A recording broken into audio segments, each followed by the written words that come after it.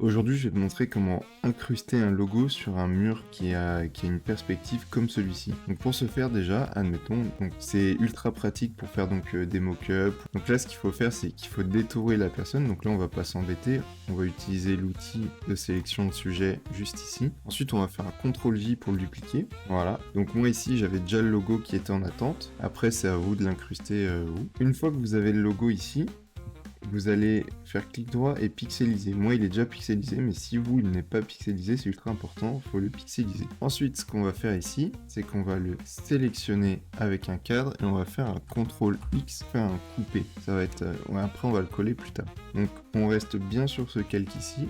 On va aller dans Filtre, Point de fuite. Donc, ça va nous ouvrir cette fenêtre juste ici. Donc ensuite, ce qu'on va faire, c'est qu'on va sélectionner les angles du mur qui nous intéressent. Donc, moi, ici. Je vous conseille de bien zoomer pour être bien précis, en faisant quelque chose comme ça. Et donc en fait, maintenant on va faire un CTRL V pour incruster le logo, et si vous le glissez, donc là, en fait, il va prendre la perspective en question. Donc là, maintenant, vous faites un CTRL T, et en fait, vous pouvez ajuster le logo.